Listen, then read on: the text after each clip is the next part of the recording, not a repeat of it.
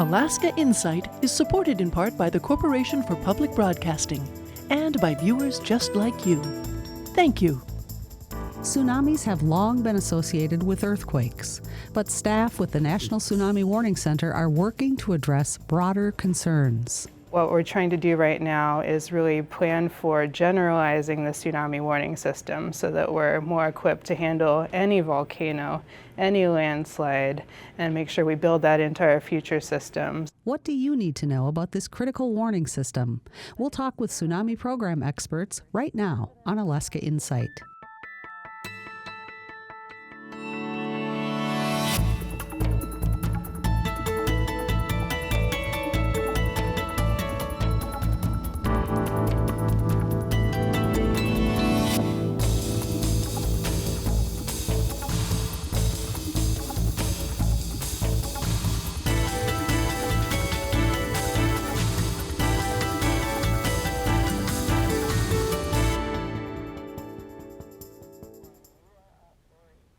Scientists are working to build more detection and connected monitoring systems to better understand seismic activity in all forms, whether that's an earthquake, landslide, or volcanic eruption.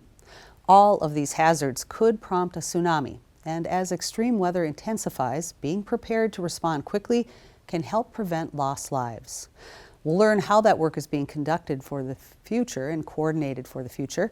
But before we get to that discussion, here are some of the top stories of the week from Alaska Public Media's collaborative statewide news network. Alaska lawmakers have begun to review Governor Mike Dunleavy's executive order to establish a state Department of Agriculture. The order seeks to split the existing Division of Agriculture from the Department of Natural Resources, adding several new positions, including a cabinet-level commissioner. To start, it would handle essentially the same functions of the current division: farm loans, land leases, marketing, and scientific research. During a legislative hearing on Wednesday, farmers and agriculture groups testified in support of the proposal. But lawmakers appeared split over the price tag during a time when the state is already grappling with tight finances. The department will start work in July unless lawmakers pass a resolution opposing the order by mid-March. Other discussions in the legislature are also being dampened by the state's poor financial outlook. Oil revenue is expected to be flat or down next year due to stable prices and tax reductions owed to oil companies as they drill more on the North Slope.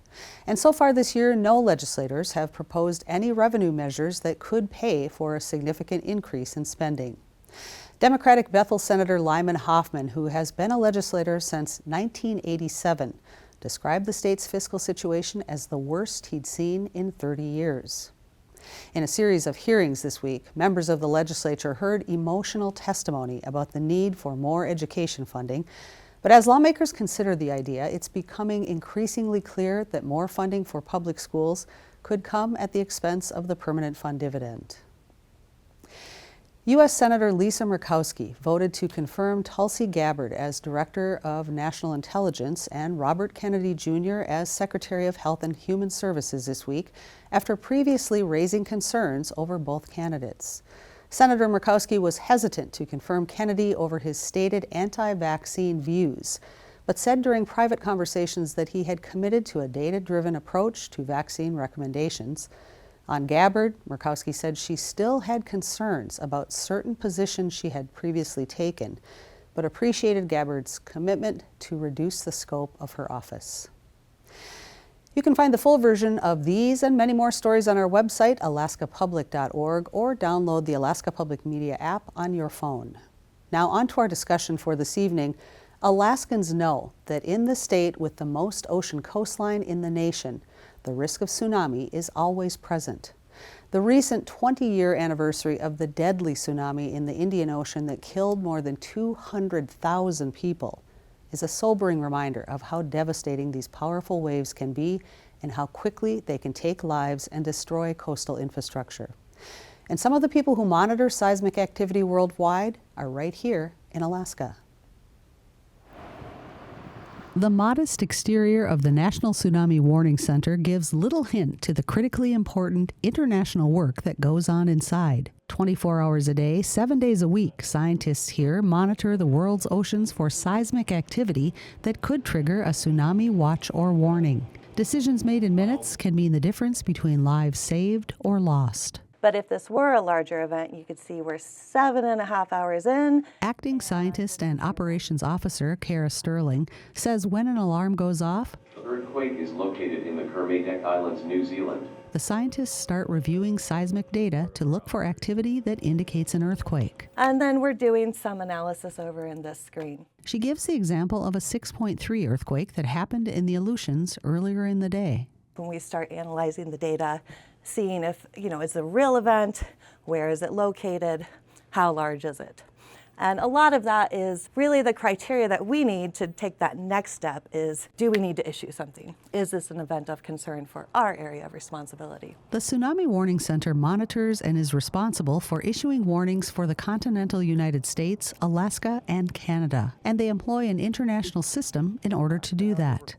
Warning Center physical scientist Michael Berge says because they monitor earthquakes worldwide, they take different action depending on the location. For example, south of Alaska, people may want information on a magnitude 4 earthquake, but in the Aleutian Islands, a 4 is a yawner. Tsunamis can travel across an entire ocean, so Warning Center staff need to monitor events around the world.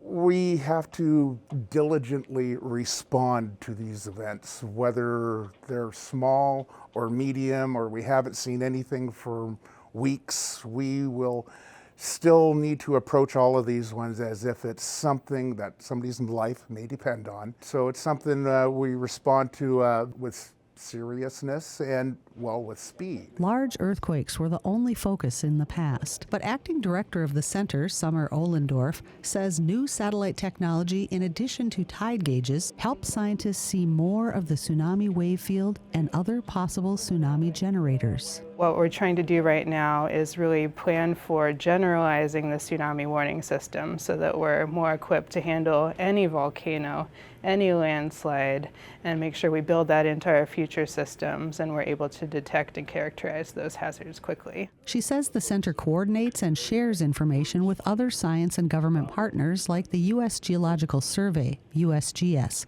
to monitor landslide risk and volcanoes that are capable of producing tsunamis, and ensuring they have the instruments in place to monitor terrain. There's kind of a dance that we need to do between being aware of what's possible and then being aware of things as they're happening, because we can't possibly account for all potential hazards and situations. Increasing temperatures and precipitation in Alaska has elevated landslide risk with the potential to trigger a tsunami. Southeast communities have experienced 4 deadly landslides since 2015, and Berge says the Barry Arm area in Prince William Sound is being closely watched because of the threat of a large slide triggering a tsunami that could hit Whittier. We have a very quick response time to beat what could be a very surprising wave arriving on shore. It'd be probably an impressive seismic signal that would show up on several stations. Although the threat of a tsunami is always present, context about the risk and calm preparation is key. Berge stresses the importance of paying attention to the notices. It's really important that people don't wonder, what should we do with this tsunami warning? Because they need to take our word for it. They need to drop what they're doing and they need to go now. Go now. The key takeaway from the center's communication strategy. If you hear a tsunami siren or get an alert, minutes count. Get to high ground. Be safe. In Palmer, I'm Lori Townsend. And here I am in Anchorage. Joining me tonight to discuss the important work taking place in Palmer at the National Tsunami Warning Center and across the world is Cindy Preller. Cindy is the executive director of the Pacific Tsunami Museum in Hilo, Hawaii, but she spent more than a decade in Alaska working for the National Tsunami Warning Center as a duty scientist and as the tsunami program manager for the NOAA facility. Welcome, Cindy. Thanks so much for being here. Lori. Thank you so much. You're welcome. Yeah, it's great to see you again after many years. We certainly worked together in the past on stories when you were still in Alaska. And I should let our audience know that we'd invited Dave Snyder, who is the coordinator for the Tsunami Center in Palmer.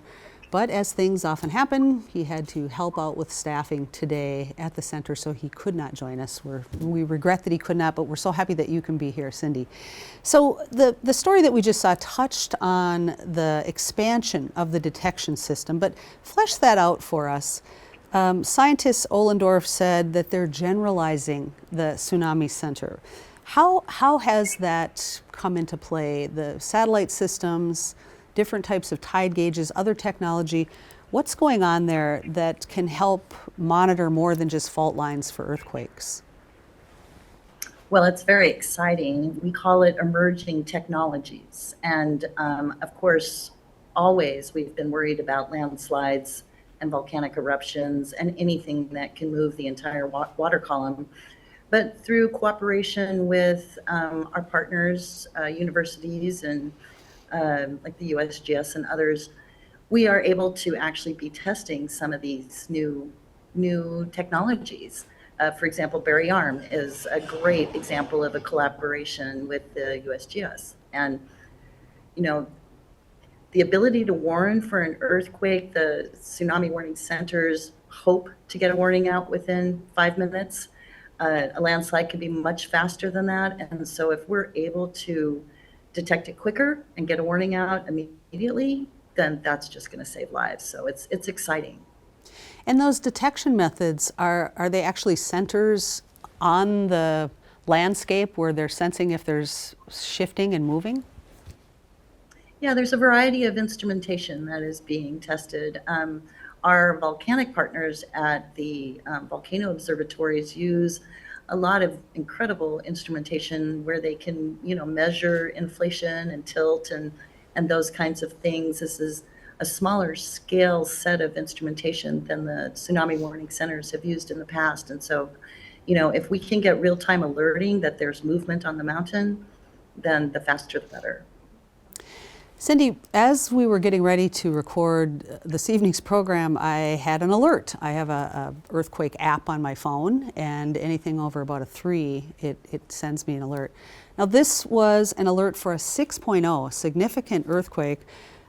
It was near, I hope I'm pronouncing this correctly, Metahara, Ethiopia, outside of the Tsunami Warning Center's area of monitoring for Palmer. But talk about what happens when an earthquake of that significance happens. How does everyone become aware of this, and what's the workflow there? Oh, sure. Happy to help on that. So the United States has 2 tsunami warning centers, one in Palmer, the National Tsunami Warning Center, and then one in Honolulu, which is the Pacific Tsunami Warning Center. Both warning centers monitor the entire globe 24/7.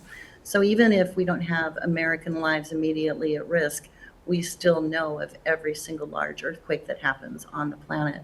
So this magnitude 6 in Ethiopia would trigger our alert system. Sometimes it's a beeper, there's some kind of an alarming. The warning duty scientists are right there handy, and they will evaluate the earthquake immediately. And just like Kara said in the video, where is it, how big is it, and what is the threat? So we will be treating it like a real event until we're absolutely sure that there are no lives in danger. You are the president of the Pacific Tsunami Museum in Hilo. You're sitting in front of a display about the Great Alaska Earthquake of 1964. Talk about how your work differs now. I am assuming that there aren't monitoring stations and alerts going off at the museum. So how do you still stay in the day-to-day mix and help the public understand these things? Oh, thanks for that. This exhibit was created by the Pacific Tsunami Museum in preparation for the 50-year commemoration of the 1964 tsunami in Alaska. I was at the National Tsunami Warning Center at the time, and so that's when I met these lovely folks. And what we did was we gathered oral history interviews from Alaskan tsunami survivors. And it was incredibly impactful. And we learned so much information about what it's actually like to be in a tsunami, but also how social science, it teaches us. It really helps us figure out how to warn, but also how to advise people on what to expect. So thanks for letting me throw that little caveat in there. What's great about being here is that I can still serve the mission. I am incredibly passionate about it, as are all the duty scientists that work on tsunami. And so I am able to continue the education effort. And my museum is connected internationally, so I am still working with all of my partners that I knew in NOAA, and they keep me updated as events unfold.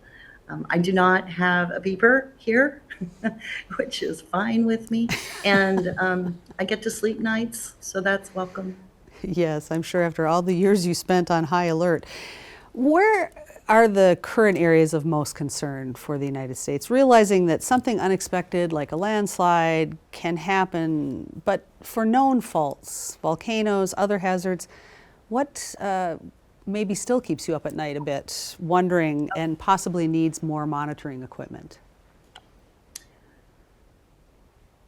I love this question, so I'd like to preface it with our colleagues in Japan. They have a cable system, which the U.S. tsunami warning system is also testing off the coast of Washington and British Columbia, where they have instrumentation on the seafloor that can help them analyze risks quickly. So Alaska is always a high alert possibility for a large tsunami. The Aleutian subduction zone is active, and earthquakes and tsunamis that originate there can certainly travel across the entire ocean basin. So we are always concerned about Alaska. And you know, down in Southeast Alaska, the landslide risk is absolutely a legitimate worry because it does not require an earthquake. You know, it can just be heavy rain that can make those slopes fail. So in addition to that, Cascadia extends from southern Canada all the way down to northern California. And its last large tsunami was in 1700. And so that is of large concern to us as well. Is redundancy part of the reason why there's a warning system, sort of a sister facility in Hawaii to the Palmer facility? Is the idea that if one would get damaged because of an earthquake or tsunami, that the other one can help make sure that systems stay up and monitoring? You know, redundancy is critical to all emergency services. You know, I mean, not just our agencies, but all of our services, and we all confer with each other to collaborate and analyze. So, you know, PTWC was founded because of the 1946 earthquake, which originated near Scotch Cap in Alaska. And like Paul Whitmore, the retired director of the National Tsunami Warning Center there in Palmer, he said, tsunamis create tsunami warning centers. That's true for other hazards as well. So 1964 is the reason that Alaska has its own tsunami warning center. At that point in time in the 60s, we did not have the instrumentation around the world in order to analyze as quickly as we do now. And so both warning centers working together, yes, they are backup centers to each other, they are redundant to each other, but they actually serve very different areas. So the National Tsunami Warning Center in Palmer is responsible for the entire North American continent except Mexico. And the Pacific Tsunami Warning Center also has an international responsibility with international threat messages to our neighbors. Why does it not extend to Mexico? Who monitors Mexico's coastline? Because it's international, that falls under PTWC's responsibility. I see. Okay, thank you. Cindy, if I have the numbers right, I believe Mr. Snyder told us in an earlier interview that 85% of the time earthquakes are the main tsunami generators. Is that 15% that's being triggered by other things like landslides, is that percentage starting to grow now? Oh, I don't think so.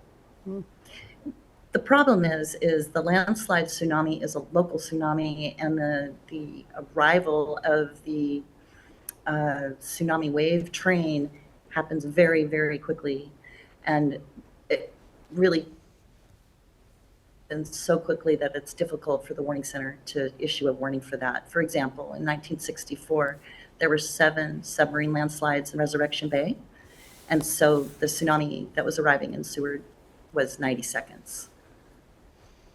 Yeah, that's a big difference. That's a very important distinction. Cindy, in an earlier interview, you said it's more important now than ever that we stay vigilant about tsunami education and awareness. Talk a little bit about that. Why is it more important now than ever? Absolutely, that's a caveat to just think about Seward. So if you have a tsunami that large arriving in that short of a time span, the only way to mitigate that is education. And it's a critical factor for folks that live in high-risk regions to know the warning signs and to not rely specifically on the official warning system, which is of course fabulous, but if you can recognize the warning signs that nature gives us, that's the important work that the centers do, but also the states do, the emergency managers do, that we have to get people educated, especially the kids. And so if I can stretch to a scenario here, working with the Department of Health, discussing trauma, I asked how long it takes if somebody's in shock for any traumatic event. I mean, even something like a car crash, right? And the shock can actually last for 2 minutes. We don't have 2 minutes. And so we need to practice. We need to absolutely understand the warning signs. We need it to become muscle memory. And in that way, we won't go into shock. We will know exactly what to do. And, listening to the oral history of tsunami survivors makes it personal. They're your neighbors, maybe they're your grandparent, so doing that frequently is really the way for muscle memory to engage when you are actually in the event. You're outside of federal government work now. You work for a museum in Hawaii. What is your concern? Because when you're talking about educating people, of course, that means lawmakers and people with purse strings. When tsunamis, when we're fortunate, they don't happen very often, which is wonderful. We don't want them. But how do you keep people from becoming apathetic about, do we really need to be spending this money here? And what is your concern about the current setting for the National Weather Service, for NOAA, and for funding into the future? Oh, it's a really, really difficult time right now. Critical public safety positions, could possibly be terminated. And if we think about just a government shutdown, what happens during a government shutdown, which I experienced a few of. And so, a lot of services are halted during a shutdown, and education is one of the first to go, always. And so for the tsunami warning system, the duty scientists, because they are essential to the mission and the safety of the country, they still are on duty. But all the other services are absolutely at a standstill. And this administration, the last time, proposed a vertical slash to the entire tsunami warning system. And that is not just education, that is both warning centers, that's research, that's emerging technologies. So, and it's not just tsunami, it applies throughout the country. But from my perspective now as a nonprofit, my grants are at risk as well. So, we all really need to band together and help each other in these tricky, difficult, unpredictable times. You talked a little bit about the importance of kind of practicing that plan in your mind so that when you're in that moment of terror and shock, you can still act. What do you hear from the public? Do they respect and listen to the warnings? I'm sure that it's a little different for citizens of Hawaii than maybe visitors from other places that come to Hawaii and maybe come to your museum and don't have that experience. Do they understand the importance of this and pay attention to those warnings? I think they do. I really think they do. Of course, we do get people from all over the world, and we also get quite a few survivors that visit, and they are especially grateful that we're here doing the work. They consider it vital and very important. We are the only tsunami museum in the country, and so I feel like my mission extends to all coastlines, and that's why I'm so grateful to be here today, because I really care so much. But Alaska also gets a tremendous amount of tourism from all over the world, and so you'll have people, visiting Valdez or, Cordova, or, and they will not know what to do either. Yes. I personally, if I were to visit my friends in Oklahoma, I wouldn't know what to do during a tornado. Yes. Well, thank you. We'll have to leave it there, but I so appreciate your time. So good to see you again, Cindy. Thank you so much for being with us this evening. You're so welcome. Thank you for the invitation. Alaska has a lot of coastline, and as we heard this evening, tsunamis can be generated by more than just a large earthquake. If you live on or near the coast or spend time near it, be sure you're signed up for alerts for your region. Don't let apathy be the enemy of your preparedness. Minutes count. Know how to get alerts, how to connect with local authorities for instructions and the routes to safety if a wave is imminent. That's it for this edition of Alaska Insight. Visit our website, alaskapublic.org, for breaking news and reports from our partner stations across the state. While you're there, sign up for our free daily digest so you won't miss any of Alaska's top stories of the day. Thanks for joining us this evening. I'm Lori Townsend. Good night.